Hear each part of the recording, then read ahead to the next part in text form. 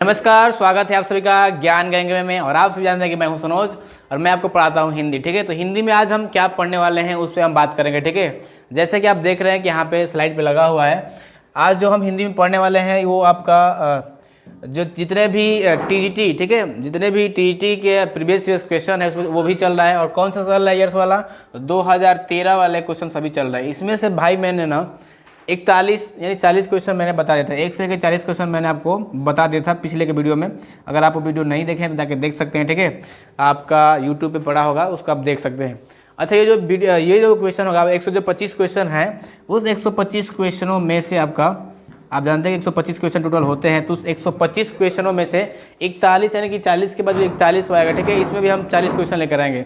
दिक्कत ये हो जा रहा है ना, 125 क्वेश्चन लगातार पढ़ाए ना मेरे भाई, तो वीडियो बहुत लंबा हो जा रहा है और आप लोग देख नहीं पा रहे। ठीक है, तो इसलिए मैंने कहा इसको तोड़ कर पढ़ाया जाए, ठीक है, और थोड़ा थोड़ा करके पढ़ाया जाए, सबको समझाया जाए।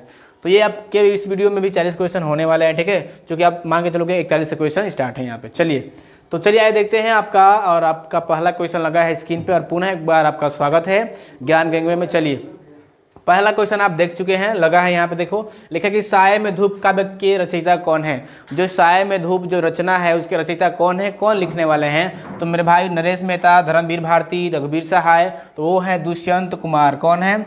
दुष्यंत कुमार की क्या है ये रचना है, कौन सा? साये में धूप। याद रखिएगा, साये में धूप जो है दुष्यंत कुमार मेहता की है। धर्मवीर भारती का है सूरज का सातवां घोड़ा। कौन सा है? याद रखिएगा, धर्मवीर की रचना का नाम है सूरज का सातवां घोड़ा। ठीक है, सूरज का सातवां घोड़ा धर्मवीर भारती का क्या है, रचना का नाम है, याद रखिएगा। चलिए आगे बढ़ते हैं भाई, आगे बढ़ते हैं। चलिए आगे बढ़ते हैं अगले क्वेश्चन की तरफ। ठीक है, चलिए, दुष्यंत कुमार की रचना है, कौन सा है? तो ये साया में धूप। कब लिखा गया था दुष्यंत कुमार की रचना ये? तो मैं आपको थोड़ा बता दूं, दुष्यंत कुमार ने 1975 में इसकी रचना किया था। ठीक है, 1975 में इसकी रचना किया था। आगे बढ़ते हैं, चलिए आगे बढ़ गए। कहा गोकुलनाथ की रचना का नाम क्या है? गोकुलनाथ की जो रचना है उसका नाम क्या है? तो 84 वैष्णव की वार्ता। आप पढ़े होंगे, बहुत जगहों पे मिला भी होगा। ठीक है, 84 वैष्णव क्या है? 84 वैष्णव की वार्ता जो है गोकुलनाथ की रचना है। तो इसका ए जो होगा सही आंसर हो जाएगा। आगे बढ़ते हैं भैया अगले क्वेश्चन की तरफ। अगला क्या कि भारतेंदु ने यात्रा वृंद संबंधित कौन सी रचना है? गया यात्रा, इलाहाबाद की यात्रा, सरयू पार की यात्रा, गंगा पार की यात्रा, सबको पता है।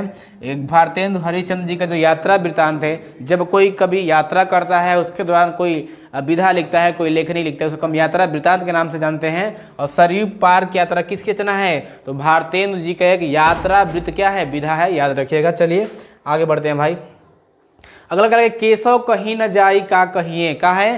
केशव कहीं न जाए का कहिए, ये किसकी रचना है आपको बताना है। तो मेरे भाई केशव कहीं न जाई का कहिए ये जो है तुलसीदास की है। किसकी है? ये तुलसीदास की पंक्ति है। केशव कहीं न जाई कहिए क्या है? तुलसीदास की क्या है ये रचना है, याद रखिएगा। ठीक है, अच्छा, नरहरि दास कौन थे? तो तुलसीदास के कौन थे? गुरु का नाम था। क्या था?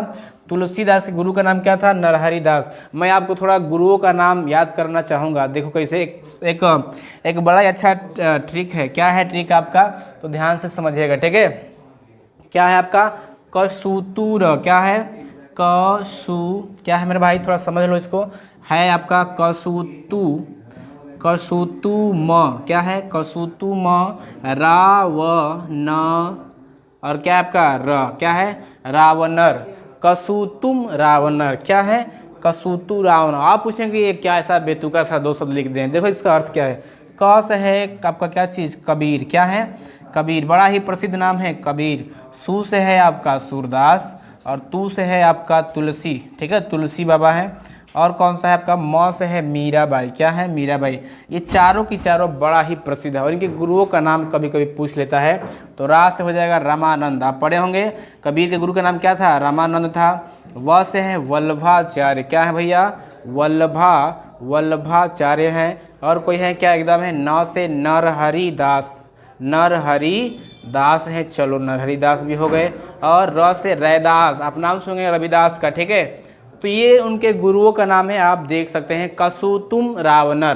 क्या है? कसूतुम रावणर। ये लाइन बाई लाइन है, 1 है, 2 है, 3 है, 4 है। सेम ये भी 1, 2, 3 और 4। तो ये कबीर के रामानंद, सूर के वल्लभाचार्य है कि नहीं, तुलसी के नरहरिदास और मीराबाई के गुरु का नाम रैदास था, याद रखिएगा। इसका राइट आंसर क्या होगा? सी हो जाएगा।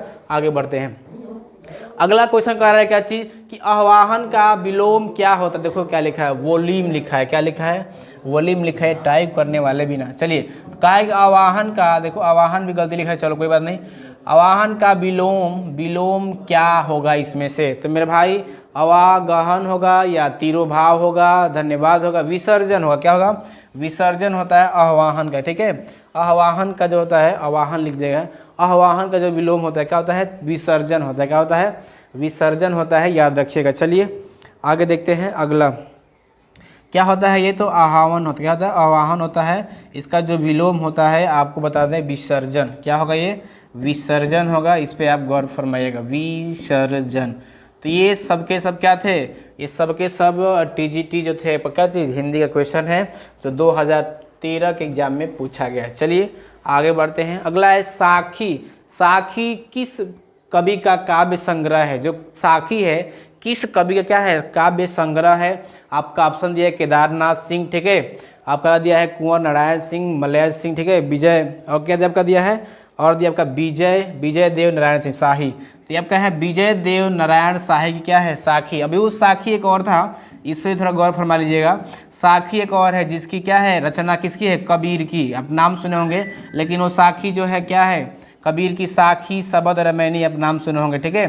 साखी, शबद और रमैनी का आप नाम सुने होंगे। ये तीनों की तीनों किसकी रचना है, तो कबीर की है। और चूंकि बीजक ही है, बीजक को 3 भागों में तोड़ा गया था, तो वही क्या बना, बीजक 3 भागों तो क्या बना, साखी, शबद और रमैनी बना। तो कबीर की रचना है, क्या है ये, कबीर की। ये साखी दूसरी है। ये क्या, साखी किस कवि का काव्य संग्रह है, काव्य संग्रह पूछा है तो यहाँ पे क्या हो जाएगा, विजय देव नारायण शाही, याद रखिएगा।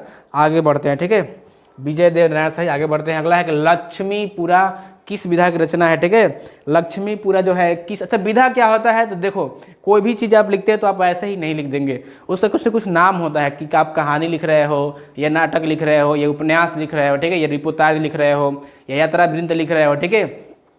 मतलब या क्या लिख रहे हैं उसको, उसका कुछ ना कुछ आपको देना पड़ेगा, ठीक है, बताना पड़ेगा मैं ये लिख रहा हूँ। तो वही कह रहा है कि लक्ष्मीपुरा जो भी लिखा गया है, जिसने भी लिखा है वो किस विधा है, क्या है वो, नाटक है, यात्रा वृत्त है, निबंध है, रिपोर्टाज है, डायरी है। मेरे भाई वो रिपोर्टाज है। क्या है, रिपोर्टाज है, याद रखिएगा, ठीक है, रिपोर्टाज है। तो सी इसका सही आंसर है। आगे बढ़ते हैं अगले क्वेश्चन की तरफ। अगला है कि निम्न में से हिंदी साहित्य का अतीत किसने लिखा है। हिंदी साहित्य का अतीत किसने लिखा है, तो आपको बताना है कि हिंदी साहित्य का अतीत किसने लिखा है। तो ये लिखे हैं डॉक्टर विश्वनाथ तिवारी। कौन लिखे हैं, तो हिंदी साहित्य का जो अतीत लिखे हैं ना, वो डॉक्टर विश्वनाथ कौन लिखे हैं, तिवारी लिखे हैं, याद रखिएगा। चलिए आगे बढ़ते हैं अगले क्वेश्चन की तरफ। अगला आगे आपका आगे कौन सा इसमें देशज प्रत्यय का उदाहरण नहीं है। अब आते हैं देशज शब्द। देखिए देशज, अब देशज तो सबके सब है, अड़ियल है, उच्चतर जो है देशज शब्द इसमें नहीं है, तो इसको तो हम ऐसे ही नहीं लेंगे। घुमक्कर जो क्या है आपका, देशज शब्द नहीं है, देशज ही है, ठीक है, घुमक्कर देशज है। लेकिन इसमें पूछा है ना कि प्रत्यय, अब बता दो घुमक्कर में क्या होगा, घुम प्लस अक्कड़, ठीक है, क्या होगा इसमें, अक्कड़ होगा। पूछा है कि नहीं है, चलो इसमें तो हो जाएगा। चलो अगला है अड़ियल। क्या है, अड़ियल। और अगला क्या है, फर्राटा। क्या है, फर्राटा। नहीं है, पूछा है फर्राटा। क्या है, फर प्लस आटा है कि नहीं है। तो इसमें भी कहने का क्या है, इसमें अड़ियल में जो है, अड़ियल में जो है यल, अड़ियल में क्या, अड़ी प्लस यल, ठीक है। तो इसमें पूछा है कौन किसमें, इसमें उपसर्ग नहीं है। तो मेरे भाई देशज है, देशज तो सबके सब है, किसमें नहीं है, तो उच्चतर में उच्च प्लस तर है आपका, ठीक है। अड़ियल ही क्या होगा आपका, सही होगा, ठीक है। बी इसका क्या है, सही है। क्या है, बी इसका जो है सही है। अड़ियल में क्या है आपका, कोई उपसर्ग नहीं है। आप बांट कर देख लो कैसे बांटोगे, आपका अड़ी मतलब क्या, कुछ नहीं, ठीक है। तो अड़ियल जो है कैसा आपका एक शब्द है, इसमें कोई प्रत्यय नहीं है। आगे बढ़ते हैं अगले क्वेश्चन की तरफ। अगला करके विभत्स रस का स्थायी भाव है। विभत्स रस का स्थायी भाव क्या होता है, तो विभत्स रस क्या होता है भाई, तो मैं आपको थोड़ा बता दूं कि जो आपका विभत्स रस होता है, क्या होता है, विभत्स रस होता है आपका, उसका स्थायी भाव होता है जुगुप्सा। क्या होता है, विभत्स रस का जो स्थायी भाव होता है उसका स्थायी भाव होता है जुगुप्सा। क्या होता है, जुगुप्सा। आप पूछेंगे कि जुगुप्सा क्या होता है सर, जुगुप्सा मतलब होता है घृणा। क्या होता है, घृणा, ठीक है, घृणा होता है। भरत मुनि ने रसों की संख्या 8 बताया था, ठीक है। 9वां रस शांत रस है, 10वां रस भक्ति रस है, 11वां रस वीर क्या वात्सल रस है। टोटल रस जो संख्या 11 है। 8 रसों खोजकर्ता कौन है? भरत मुनि है। भरत मुनि को ही रसों का खोजकर्ता माना जाता है, ठीक है, भरत मुनि को ही, आप याद रखिएगा। तो इसमें से जो आपका एक रस है कौन सा? विभत्स रस, उसका अस्थाई भाव जो होता है आपका क्या होता है? जुगुप्सा होता है। जुगुप्सा का अर्थ क्या होता है? घृणा होता है। इसको आप ध्यान से समझिएगा। चलिए, घृणा होता है। अद्भुत का क्या होता है? आश्चर्य होता है। विस्मय क्या होता है? विस्मय, ठीक है, क्या होता है जी? विस्मय है, ठीक है। शोक हो आपका, शोक किसका होता है? तो शोक होता है आपका करुण रस का होता है, ठीक है, याद रखिएगा। चलिए, तो अद्भुत का ये चूंकि ये दिए थे, विस्मय क्या दे? विस्मय में ही आश्चर्य होता है, चूंकि ये क्या दे दिया आपका? ये अस्थाई भाव दे दिया। चलिए आगे बढ़ते हैं अगले क्वेश्चन की तरफ। अगला कह रहा है किस शब्द में आ उपसर्ग नहीं है? और आ उपसर्ग देखते हैं। उपसर्ग आपको पता है जो शब्द के आगे जुड़ते हैं, जन्म प्लस आ यानी कि आ जन्म, यानी कि आ जन्म में क्या है? आ उपसर्ग है। आगमन आ प्लस गमन, गमन में भी क्या है? उपसर्ग है। आकर्षक आ प्लस कर्षक है कि नहीं है? आदरणीय, अब बताओ आ प्लस दरणीय होता है क्या? कहीं नहीं। तो आदरणीय में क्या है? आपका आदरणीय में आ उपसर्ग नहीं है, ठीक है। तो क्या बनेगा? आदर, क्या बनेगा यहाँ पे? आदर बनेगा, ठीक है, प्लस ई बनेगा। तो इसमें प्रत्यय जुड़ा है लेकिन उपसर्ग नहीं जुड़ा है, ठीक है। चलिए आगे बढ़ते हैं। तो डी इसका सही आंसर हो जाएगा। अगला है कि निम्न में से कौन सी रचना एवं उसके रचनाकारों का युग्म सही नहीं है? कविता कुमुदी किसकी रचना है? तो आप बताएंगे रामनाथ त्रिपाठी की एकदम है, ये है। हिमकृतनी माखनलाल चतुर्वेदी का एकदम है। हल्दी घाटी श्यामनारायण पांडे ने लिखा था, लेकिन रसवंती जो था सियाराम शरणगुप्त ने नहीं लिखा था, यानी कि डी क्या हो जाएगा? डी ही इसका क्या है? सही आंसर है, याद रखिएगा, ठीक है। क्या है? डी इसका सही आंसर है। रसवंती किसने लिखा था? तो लिखा था इन्होंने रामधारी सिंह दिनकर। कौन लिखे थे? रसवंती किसकी रचना है? तो रामधारी सिंह दिनकर की है, याद रखिएगा, ठीक है। रामधारी सिंह दिनकर की रचना क्या है? रसवंती है, रसवंती है, ठीक है, दिनकर। तो ये था, तो डी इसका सही आंसर हो जाएगा। आगे बढ़ते हैं अगले क्वेश्चन की तरफ। अगला एक निम्न में से कौन सा रचना का रचनाकार सही सुमित नहीं है? वैसा ही क्वेश्चन है।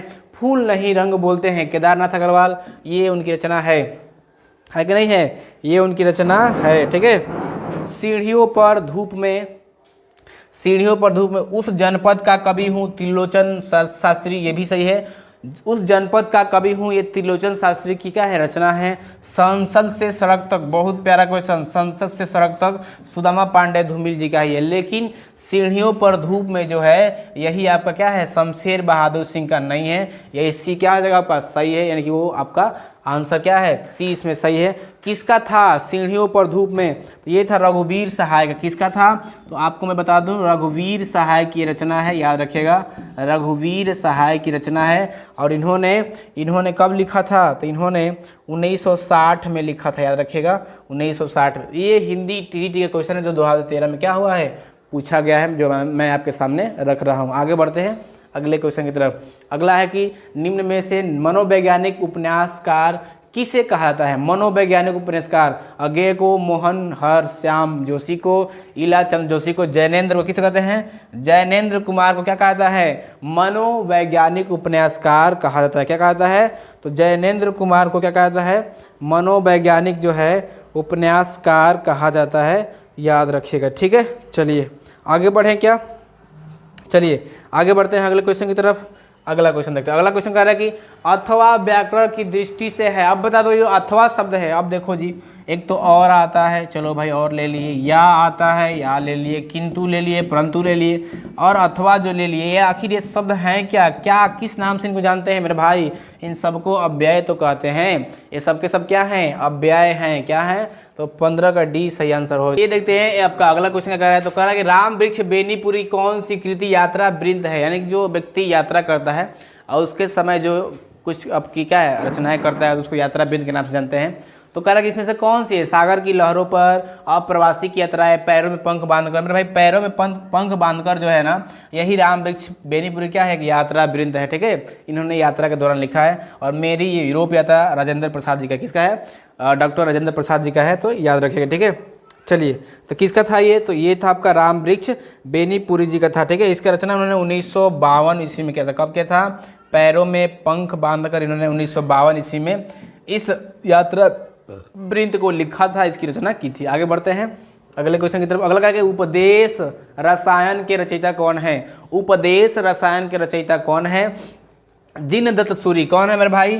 तो उपदेश रसायन के जो रचयिता हैं, लिखने वाले हैं, उनका नाम है जिनदत्त पुरी। इन्होंने भी कब किया था इसकी रचना? 1952 में ही किया था। कब किया था? 1952 में ही इसकी रचना किए थे जिनदत्त सूरी। ठीक है, उपदेश रसायन के रचयिता हैं। अगला है, निराला किस पत्रिका से संबंधित नहीं थे? अब आ गया देखो, मतवाला, सुधा, ठीक है, और क्या है, इंदु। क्या है? इंदु। इसमें से पूछा है कि निराला जी जो थे किस पत्रिका से संबंधित नहीं थे, यानी कि सुधा जो है निराला जी का ही है, समन्वय भी है निराला जी का है, मतवाला भी है, क्या है, तीनों के तीनों जो क्या है आपकी पत्रिकाएं हैं, तीनों की तीनों पत्रिकाएं किनकी है? निराला, सूर्यकांत त्रिपाठी निराला जी की है। लेकिन एक ही है, कौन सा आपकी? इंदु पत्रिका। तो इंदु किसकी है भाई? तो ये है जयशंकर प्रसाद की। किसकी कृति है ये? तो कृति नहीं कहा, किसकी पत्रिका है ये? तो ये जयशंकर प्रसाद जी का है, याद रखिएगा। ठीक है, अच्छा चलो बता दो, ये दोनों के दोनों किस युग के कवि हैं? आप बताना। दोनों के दोनों छायावादी के हैं। किसके युग के हैं? तो दोनों के दोनों ये छायावादी युग के क्या हैं? ये कवि हैं। अच्छा, छायावादी युग के कौन कौन से हैं? चलो मैं बता रहा हूँ। प्रसाद यानी कि जयशंकर प्रसाद जी, निराला यानी कि सूर्यकांत त्रिपाठी निराला जी, और क्या है जी? वर्मा यानी कि महादेवी वर्मा जी, और कौन है जी? पंत जी। पंत यानी कि सुमित्रा नंदन पंत। चारों के चारों जो हैं छायावादी युग के क्या हैं? कवि हैं, याद रखिएगा। चलिए आगे बढ़ते हैं अगले क्वेश्चन की तरफ। अगला है कि वल्लभाचार्य द्वारा रचित ग्रंथ का नाम क्या था? सिद्धांत संग्रह, अध्यात्म रामायण, महाभाष्य, अणुभाष्य। अणुभाष्य क्या था? अणुभाष्य जो था ना, वल्लभाचार्य सूरदास के गुरु का नाम क्या था? मैंने आपको पहले ही बताया था। तो मेरे भैया सूरदास जी के गुरु थे जिनका नाम था वल्लभाचार्य। क्या नाम था? वल्लभाचार्य नाम था। और वल्लभाचार्य ने ही क्या लिखा था? आप बताएंगे कि क्या लिखे थे उन्होंने? अणुभाष्य लिखा था। क्या लिखा था? अणुभाष्य उन्होंने लिखा था। ठीक है, महासूत्र अणुभाष्य क्या लिखा था? वल्लभाचार्य। कौन है? तो गुरु हैं ये। किसके गुरु हैं? तो आपके सूरदास के। आगे बढ़ते हैं अगले क्वेश्चन की तरफ। अगला कहा है क्या? अब देखो ऐसे लाना पड़ेगा, जैसे ये किस क्वेश्चन होते हैं ना, ये आता है वैसे। तो कह रहा है कि रुद्र संप्रदाय की स्थापना किसने की थी? रुद्र संप्रदाय, रुद्र स्वामी, श्री स्वामी, विष्णु स्वामी ने। किसने किया था? तो रुद्र संप्रदाय की स्थापना किसने किए थे? विष्णु स्वामी ने किया था, याद रखिएगा। कौन किए थे भैया? विष्णु स्वामी ने। आप नाम पे मत जाएगा, रुद्र है तो रुद्र स्वामी नहीं, रुद्र संप्रदाय की स्थापना। इसीलिए तो पूछा है कि बच्चे क्या हैं अटके। ठीक है, तो रुद्र संप्रदाय की रचना कौन किए थे? तो विष्णु स्वामी ने किया था। आगे बढ़ते हैं। चलिए अगला क्वेश्चन कर रहा है क्या चीज़? अगला है, अब ऐसे लाना पड़ेगा, चलो ऐसे ला रहे हैं। अगला कह रहा है क्या? यही था ना? हाँ यही था, चलो यही था। कह रहा है कि जगन्नाथ में कौन सी संधि है? जगन्नाथ मैंने 10 नहीं 1000 बार पढ़ा है। जगत प्लस क्या है आपका? नाथ। क्या होगा? जगत प्लस नाथ हो जाएगा इसका संधि विच्छेद। और हम यहाँ से देखते हैं कि यहाँ से हमें त मिल जाएगा और यहाँ से हमको न मिल जाएगा। और जब भी किसी शब्द को हम दो भागों में तोड़ते हैं और दोनों में व्यंजन बढ़ाते हैं तो कौन संधि होती है? व्यंजन संधि होती है। क्या इसमें कौन संधि है? आप बताएंगे। व्यंजन संधि दिया है क्या? दिया है डी। तो डी क्या हो जाएगा? इसका सही आंसर हो जाएगा। डी इसका क्या हो जाएगा? सही आंसर हो जाएगा। व्यंजन संधि है जगन्नाथ में। आगे बढ़ते हैं। अगला क्वेश्चन क्या कह रहा है हमारा? अगला क्वेश्चन कहा है ये वाला, कहा है कि निम्न में से कौन सी रचना एवं रचनाकार का युग्म सही नहीं है? अच्छा, एक सही नहीं, उसको ढूंढना है। कहा है क्या? काव्य निर्णय भिखारीदास, रस रहस्य कुलपति मिश्र, रस विलास चिंतामणि, भाव विलास केशवदास। ठीक है, चलिए हम देखते हैं। रस रहस्य जो है कुलपति मिश्र का है। ठीक है, रस रहस्य किसका है? कुलपति मिश्र का है ये। चलो ये भी सही है। अगला कौन सा है? भाव विलास ये जो है केशव दास का नहीं है, ये देव का है। किसका है? देव की कृति है। यही हमारा क्या हो जाएगा? सही आंसर हो जाएगा, क्योंकि गलत है किसका? भाव विलास केशव दास का नहीं है, देव का। कवि देव का आप नाम सुनोगे। ठीक है, आदिकाल कवि हैं, देव का है। ठीक है, बाकी रस विलास चिंतामणि जी का है। ठीक है, अगला है रस रहस्य कुलपति मिश्र का है, और काव्य निर्णय भी क्या है? भिखारीदास का है। तो ये आपका क्या था? गलत था। वही आपका क्या है? सही माना जाएगा, डी। अगला है किस कवि को अभिनव जयदेव के नाम से जाना जाता था? है कि नहीं? क्या चीज? किस कवि को अभिनव जयदेव? विद्यापति। कौन है? विद्यापति जो है आदिकाल के कवि हैं, याद रखेगा। ठीक है, नल सिंह है कि नहीं है? नल सिंह है आपका कौन है? चंद्रवरदाई है आपका, विद्यापति हैं। ठीक है, सबके सब क्या है ये? तो ये जो है सबके सब जो हैं ये आदिकाल का क्या है, ये कवि है, याद रखिएगा। तो ए इसका क्या हो जाएगा, सही आंसर हो जाएगा। ठीक है, चलिए आगे बढ़ते हैं अगले क्वेश्चन की तरफ। अगला क्या कर रहा है हमारा, क्या कि निम्न में से कौन सा अर्थालंकार का क्या है, प्रकार नहीं है। चलो अर्थ का क्या क्या होता है, अर्थालंकार का कौन सा प्रकार है, अर्थालंकार का जो प्रकार होता है उसका नाम है क्या चीज़, देखो मैं बताता हूँ क्या क्या नाम है उसका। देखो बहुत सारा अर्थालंकार का प्रकार है, आपका कौन सा है, आपका उपमा है, चलो भैया उपमा हो गया। यमक, यमक नहीं, आपका क्या चीज़ है, अनुप्रास है, चलो अनुप्रास हो गया। और उत्प्रेक्षा है, चलो उत्प्रेक्षा हो गया। अतिशोक्ति है, ठीक है, विभावना है, ठीक है, सबके सब क्या है, भ्रांतिमान है कि नहीं है। तो सबके सब क्या है, ये अर्थालंकार का प्रकार है। कहा है कि में से कौन सा अर्थालंकार का है, श्लेष, यमक और जो वक्रोक्ति है, तीनों के तीनों क्या है आपके शब्दालंकार के भाग है। किसका है ये, तो शब्दालंकार के भाग हैं। बाकी एक आपका कौन सा है, एक आपका दिया है अर्था का, तो रूपक क्या हो जाएगा आपका, अर्था का प्रकार हो जाएगा। तो डी इसका सही आंसर है। आगे बढ़ते हैं अगले क्वेश्चन की तरफ। अगला करें कि संपत्ति शास्त्र के लेखक का नाम बताइए। आचार्य महावीर प्रसाद द्विवेदी कौन है, आचार्य महावीर प्रसाद द्विवेदी हैं या हजारी प्रसाद द्विवेदी है, रामचंद्र शुक्ल है। महावीर प्रसाद द्विवेदी कौन है, संपत्ति शास्त्र के रचयिता कौन है, तो महावीर प्रसाद द्विवेदी है, ये इसका सही आंसर हो जाएगा। अगला है अंगद पैज, कई बार पूछा है, अंगद पैज किसकी प्रसिद्ध कृति है, ईश्वर दास की, किसकी है, ईश्वर दास की क्या है रचना, अंगद पैज क्या है, ईश्वर दास की रचना है, याद रखिएगा। 1480 में, कब, 1480 के दशक इन्होंने क्या किया था, इसको लिखा था अंगद पैज को। चलिए आगे बढ़ते हैं अगले क्वेश्चन की तरफ। अगला कह रहा है क्या, निम्न में से प्रत्यय रहित शब्द बताइए। किसमें प्रत्यय नहीं है, प्रत्यय सहित नहीं, प्रत्यय रहित। दर्शनीय, दर्शन प्लस ई, इसमें भी प्रत्यय है। चलो दुर्गुण है कि नहीं है, दूर प्लस गुण, ठीक है। भिक्षुक, भिक्षुक में क्या हो जाएगा, इक, इसमें क्या है, भिक्ष, क्या आपका भिक्ष प्लस क्या है, एक प्रत्यय लगा है। कर्तव्य में आपका कोई प्रत्यय नहीं है, तो यही आपको क्या करना है, बताना है। बाकी तीनों में क्या है, आपके प्रत्यय हैं, याद रखिएगा। आगे बढ़ते हैं अगले क्वेश्चन की तरफ। अगला कह रहा है क्या, निम्न में से कौन रेखा चित्र विधा की रचना है। रेखा चित्र कौन सा है, कठ गुलाब। रेखा चित्र विधा की रचना नहीं है, इसका मतलब 3 गो होगा, एक नहीं होगा। चलो देखते हैं कौन नहीं है, तो हम यहाँ पे देखते हैं कौन सा दिया है आपका। चलो मैं बताता हूँ यहाँ पे, ठीक है। कहा है कि कठ गुलाब, क्षण बोले कण मुस्कुराए, पुरानी स्मृतियाँ रेखाएं बोल उठी। मेरे भाई पुरानी जो स्मृतियाँ हैं ना, ये जो है आपका रेखा चित्र नहीं है, ये संस्मरण है। क्या है आपका, स्मरण है, संस्मरण है, याद रखिएगा, ठीक है। एक क्या है आपका, संस्मरण है, इसको याद रखिएगा। ये क्या है आपकी पुरानी स्मृतियाँ। बाकी तीनों के तीनों क्या है, कठ गुलाब, क्षण बोले कण मुस्कुराए, रेखाएं बोल उठी, सबके सब क्या है, ये रेखा चित्र है विधा में। लेकिन ये जो आपका क्या है पुरानी स्मृतियाँ, ये क्या है, संस्मरण है, याद रखिएगा। चलिए आगे बढ़ते हैं अगले क्वेश्चन की तरफ। अगला क्या कह रहा है हमारा, कार्य कि निम्न में से कौन शिलांकित कृति है, शिलांकित कृति है। मेरे भाई राउरवेल, क्या है, राउरवेल जो है शिलांकित क्या है, कृति है, याद रखिएगा। आगे चलते हैं अगले क्वेश्चन की तरफ। अगला क्या है कि शालिभद्र सूरी की रचना का नाम बताइए। नेमिनाथ रासन, भारतेश्वर, बाहुबली रास, जयमयंक, जसचंद्र का। तो शालिभद्र की जो सूरी की रचना है ना, उसका नाम था भारतेश्वर बाहुबली रास। भारतेश्वर क्या है, भारतेश्वर और बाहुबली रास किसकी है, शालिभद्र सूरी की रचना है। आगे बढ़ते हैं अगले क्वेश्चन की तरफ। कहा है कि उद्योग का संधि विच्छेद होगा उत प्लस योग, क्या होगा, उद्योग का संधि विच्छेद होगा उत प्लस योग हो जाएगा। और कौन संधि है, तो इसमें व्यंजन संधि है। कौन संधि है, व्यंजन संधि है।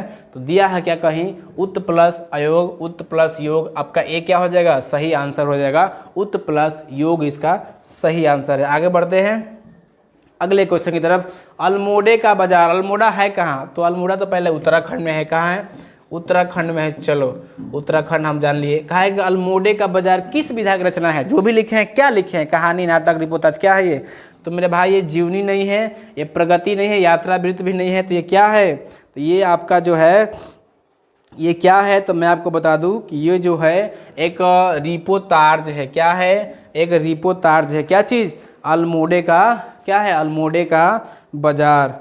तो अल्मोड़े का बाजार क्या है, तो एक रिपोर्टाज है, ठीक है, याद रखिएगा।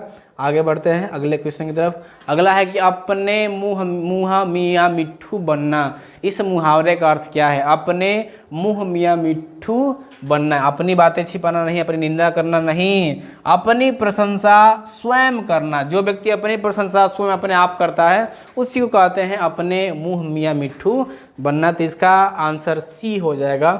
आगे बढ़ते हैं। कहा कि झीनी झीनी बीनी चदरिया, बड़ा प्रसिद्ध है झीनी झीनी बीनी चदरिया। किसका उपन्यास, एक किस उपन्यासकार क्या है, एक कृति है पूछा है। तो झीनी झीनी बीनी चदरिया जो है अब्दुल बिस्मिल्लाह की है। किसी है? अब्दुल बिस्मिल्लाह की क्या है, कृति है झीनी झीनी बीनी चदरिया। आगे बढ़ते हैं। कहा है कि साकेत महाकाव्य का सर्वाधिक मार्मिक है। क्या है यहाँ पे? सर्वाधिक मार्मिक जो है सर्ग है। मार्मिक यानी कि प्रसिद्ध, क्या है? प्रसिद्ध। जो सबसे अच्छा सर्ग है कौन सा है? साकेत लिखे कौन है मेरे भाई? एक महाकाव्य है। और साकेत जो लिखे हैं मैथिली शरण गुप्त ने लिखा है। कौन लिखा है? तो मैथिली शरण गुप्त जी ने लिखा है। तो कहा है ना कि इसका सबसे प्रसिद्ध सर्ग यानी कि भाग कौन सा है? रामायण भी कई भागों में डिवाइड है। तो इसका जो 9वां भाग है बड़ा ही क्या फेमस है, महत्वपूर्ण है। तो 9वां हो जाएगा, डी इसका सही आंसर है। आगे बढ़ते हैं। अगला क्या है क्या कि प्रबोध 50, क्या है? प्रबोध 50 ग्रंथ के रचयिता कौन है?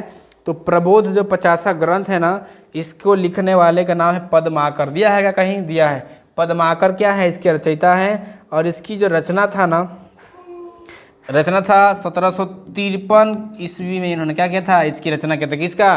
प्रबोध 50 ग्रंथ के रचनाकार कौन है?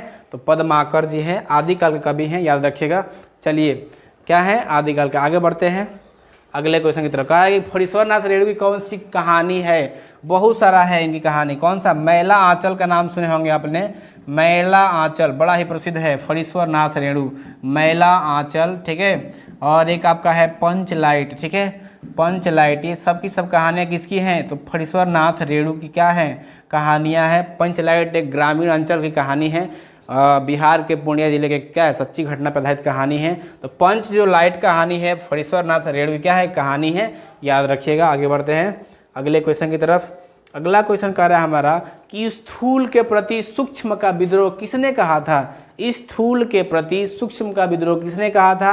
नंद दुलारे वाजपेयी, डॉक्टर नागेंद्र ने कहा था। किसने कहा था? डॉक्टर नागेंद्र ने कहा था। क्या चीज़?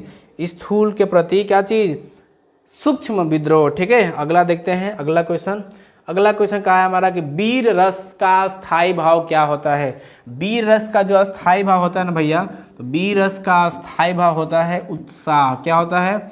उत्साह होता है। कहीं दिया है क्या? तो दिया है इसमें उत्साह, ठीक है। भय किसका होता है? तो भयानक रस का। क्या होता है? भयानक रस का। जो भयानक रस होता है उसका जो स्थायी भाव भय होता है।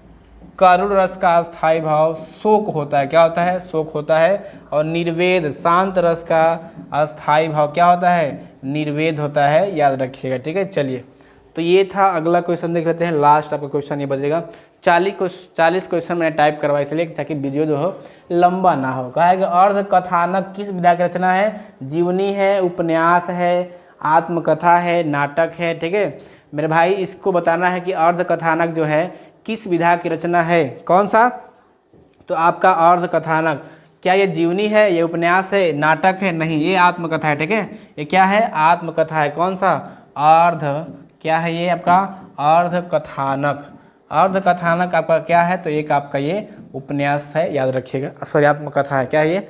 आत्मकथा है। तो 40 क्वेश्चन था आपका 2013। क्या है? 2013 था, ठीक है। प्रीवियस ईयर्स क्वेश्चन थे। क्या थे? प्रीवियस ईयर्स क्वेश्चन थे 2013 का। और किसके लिए था? तो टीजीटी के लिए। टीजीटी का था। किसका था? टीजीटी का। कौन सा विषय था? तो सिलेबस में आपका है हिंदी। क्या है? हिंदी का था।